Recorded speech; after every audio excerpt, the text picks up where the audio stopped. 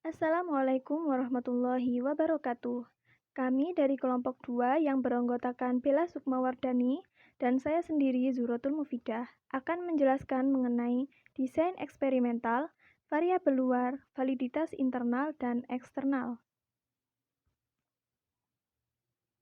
Kali ini kita akan membahas mengenai desain eksperimental, variabel luar, validitas internal dan pengendaliannya, serta validitas eksternal dan pengendaliannya. Yang pertama yaitu desain eksperimental. Desain eksperimental terbagi menjadi 3 macam, yaitu desain pra-eksperimental, desain true eksperimental atau eksperimental murni, dan desain kuasi-eksperimental atau eksperimental semu. Yang pertama yaitu desain pra-eksperimen. Desain ini belum disebut sebagai desain eksperimen karena adanya banyak hambatan untuk memperoleh hasil yang memadai. Dan desain ini tidak dianjurkan untuk dilakukan dalam penelitian, karena pada desain ini dilakukan dengan memberikan perlakuan kepada subjek tanpa adanya kelompok kontrol, atau jika ada kelompok kontrol, tidak dilakukan pengendalian terhadap variabel ekstra yang secara signifikan berpengaruh. Desain pra-eksperimen ini terbagi menjadi 3. Yang pertama yaitu desain perlakuan tunggal atau one-shot case study, di mana sekelompok subjek diberi perlakuan atau X, kemudian dilakukan pengamatan atau O. Pada desain ini, peneliti tidak menerima informasi mengenai akibat dari perlakuan dan tidak dapat mengontrol validitas internal. Yang kedua yaitu desain perlakuan ulang atau one group pre and post test design. Pada desain ini, peneliti menggunakan satu kelompok subjek penelitian serta melakukan pengukuran sebelum dan sesudah perlakuan. Perbedaan hasil pengukuran dianggap sebagai efek perlakuan, dan validitas internal masih terancam karena adanya variabel ekstra yang belum dikendalikan. Yang ketiga yaitu desain perlakuan statis atau static group comparison. Pada desain ini, peneliti menggunakan dua kelompok subjek, yaitu kelompok eksperimen yang diberi perlakuan dan kelompok kontrol yang tidak diberi perlakuan. Pembagian kelompok tidak dilakukan dengan random, dan efek perlakuan diukur dari perbedaan hasil pengukuran kedua kelompok. Kelemahan dari desain perlakuan statis ini yaitu kesetaraan atau homogenitas antara dua kelompok tidak diketahui, sehingga perubahan yang terjadi pada eksperimen tidak dapat dinilai sebagai akibat dari perlakuan. Kemudian kelemahan dari desain pra-eksperimen ini, yang pertama yaitu tidak adanya kelompok kontrol, selanjutnya tidak melakukan pengendalian terhadap variabel ekstra, dan yang ketiga yaitu validitas penelitian yang tidak terpenuhi. Selanjutnya yaitu desain true eksperimental atau eksperimental murni. Desain ini merupakan desain yang paling ideal untuk mempelajari hubungan kausalitas, dan sumber invaliditas dari semua variabel luar dapat dikontrol, sehingga validitas internal menjadi tinggi. Ciri dari desain true eksperimental ini yaitu pengelompokan subjek dengan cara random, dan terbagi menjadi 3 macam desain, yaitu desain eksperimen sederhana, desain eksperimen ulang, dan desain eksperimen Solomon. Yang pertama yaitu desain eksperimen sederhana atau post-test only control group design, yang merupakan desain eksperimen paling sederhana namun cukup kuat. Desain ini mirip dengan desain statik, tapi dilakukan randomisasi dalam pengelompokan subjek. Dan subjek dibagi menjadi dua kelompok atau lebih, secara random menjadi kelompok eksperimen dan kontrol. Desain ini dilakukan analisa statistik menggunakan uji T atau ANAVA. Misalnya, peneliti ingin mengetahui pengaruh diuresis dari air kelapa. Subjek penelitiannya yaitu mencit. Sebelum dilakukan penelitian, dilakukan randomisasi untuk kelompok perlakuan, yaitu dengan pemberian air kelapa, dan kelompok tidak mendapatkan perlakuan atau placebo. Yang kedua yaitu desain eksperimen ulang atau pre-test post-test control group design. Pada desain ini dilakukan pengukuran sebelum dan sesudah perlakuan diberikan pada kelompok kontrol dan eksperimen. Desain ini dilakukan analisis statistik menggunakan ANAVA atau ANACOVA. Misalnya peneliti ingin mengetahui pengaruh obat antihipertensi baru atau X. Pengelompokan dilakukan dengan cara random, kemudian kelompok perlakuan dan tanpa perlakuan diukur dahulu tekanan darahnya. Setelah itu, kelompok perlakuan diberikan obat hipertensi. Kemudian, setelah perlakuan diukur tekanan darah baik pada kelompok perlakuan maupun tanpa perlakuan. Yang ketiga yaitu desain eksperimen Solomon atau Solomon-Folk Group Design. Pada desain ini membagi subjek menjadi 4 secara random, yaitu kelompok 1 dan kelompok 2 dilakukan pretest, namun pada kelompok 3 dan 4 tidak dilakukan pretest. Desain ini merupakan desain yang paling unggul untuk validitas, namun kurang praktis dan ekonomis. Dan analisa statistiknya menggunakan ANACOVA antara O2 dan O4, menggunakan O1 dan O3 sebagai kovariabel, dan menggunakan ANAVA atau uji T untuk menilai perbedaan O5 dan O6.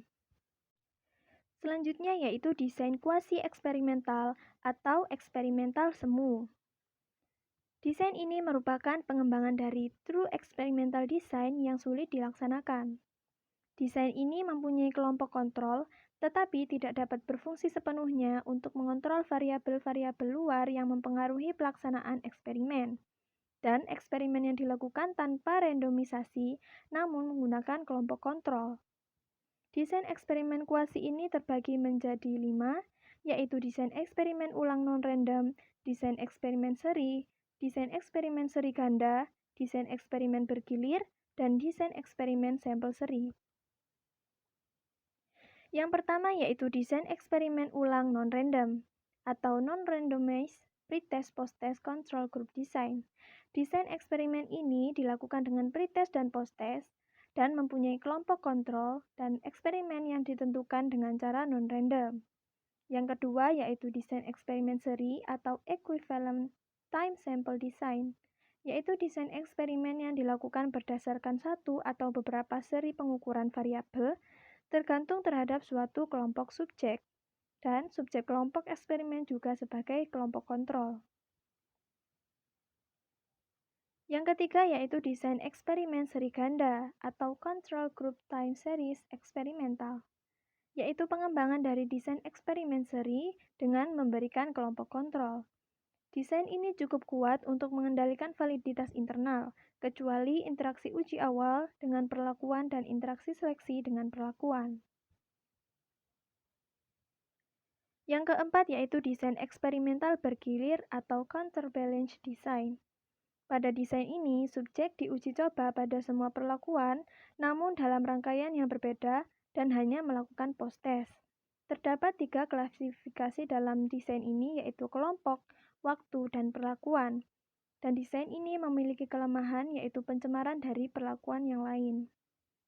Analisa statistik dengan membandingkan skor perlakuan pertama dengan skor perlakuan kedua, ketiga, dan keempat pada semua kelompok. Dan yang terakhir yaitu desain eksperimen sampel seri, yaitu desain dengan memberikan perlakuan pada subjek secara tidak terus-menerus. Desain ini berusaha menghilangkan pengaruh luar selama seri pengukuran dengan cara melakukan pengukuran dalam waktu yang berurutan setelah perlakuan diberikan. Pada desain ini dilakukan analisa statistik menggunakan uji perbedaan min O1 dan O3 dengan min O2 dan O4. Baik, selanjutnya adalah mengenai variabel luar. Variabel luar atau variabel epsilon adalah variabel yang secara teoritis mempengaruhi variabel dependen atau endogen, akan tetapi tidak diteliti. Variabel luar tidak diteliti, tidak dapat dilihat, tidak bisa diukur, dan tidak bisa dimanipulasi. Variabel luar adalah variabel pengganggu, sebab merupakan variabel yang tidak diteliti, namun berhubungan dengan hasil penelitian. Berikut adalah contoh dari variabel luar. Variabel dependennya yaitu harapan hidup, dengan variabel independen berupa penghasilan. Maka akan dipengaruhi pula oleh variabel intervening berupa gaya hidup, dengan penghubung variabel moderator budaya lingkungan. Di sini yang menjadi variabel luar yaitu kesehatan dan usia, di mana hal tersebut berbeda-beda setiap subjeknya, tidak bisa disamakan dan tidak bisa diteliti secara langsung.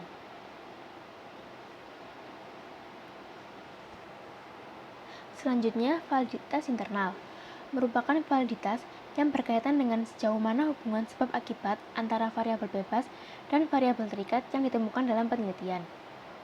Merujuk pada validitas intervensi mengenai apakah kovariasi yang teramati antara A, variabel bebas, dan B, variabel terikat, mencerminkan sebuah hubungan kasual dari A ke B, sebagaimana variabel tersebut dimanipulasi atau diukur. Ancaman dan pengendalian dari validitas internal.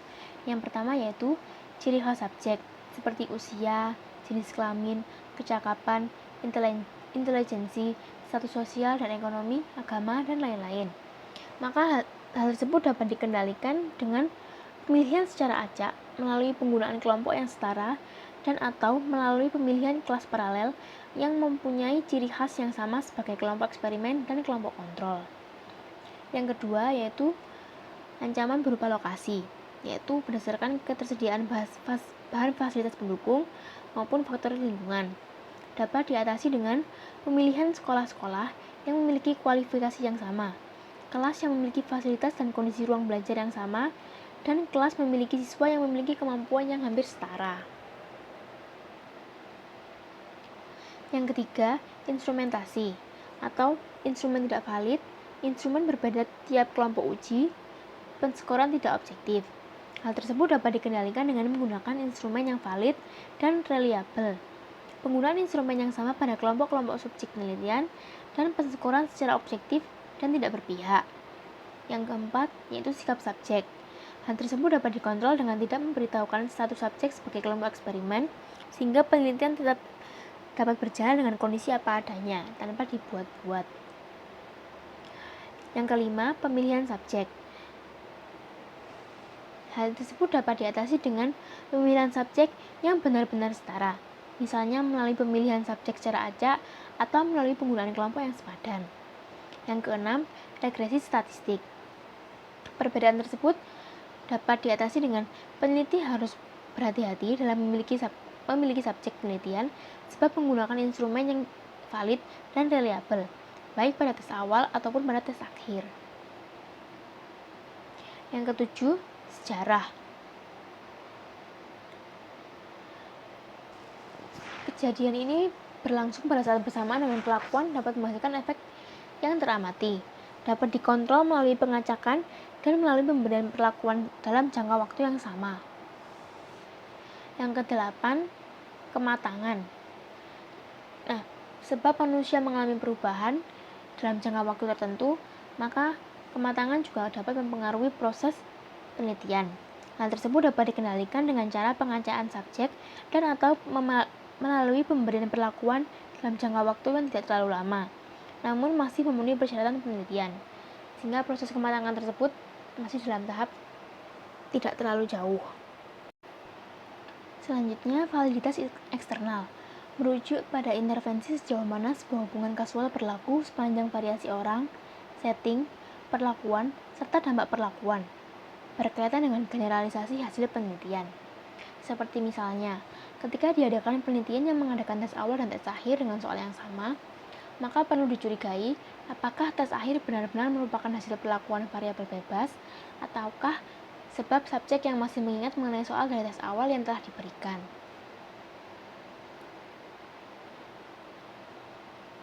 Ancaman terhadap validitas eksternal. Yang pertama yaitu interaksi prates perlakuan. Sering muncul bila respon subjek berbeda pada setiap perlakuan karena mengikuti prates. Yang kedua, interaksi seleksi perlakuan. Muncul bila subjek tidak dipilih secara acak, sehingga seleksi subjek yang berbeda diasosiasikan dengan ketidakvalidan internal. Yang ketiga, spesifisitas variabel atau suatu ancaman terhadap yang tidak mengindahkan generalisabilitas dari desain eksperimental yang digunakan.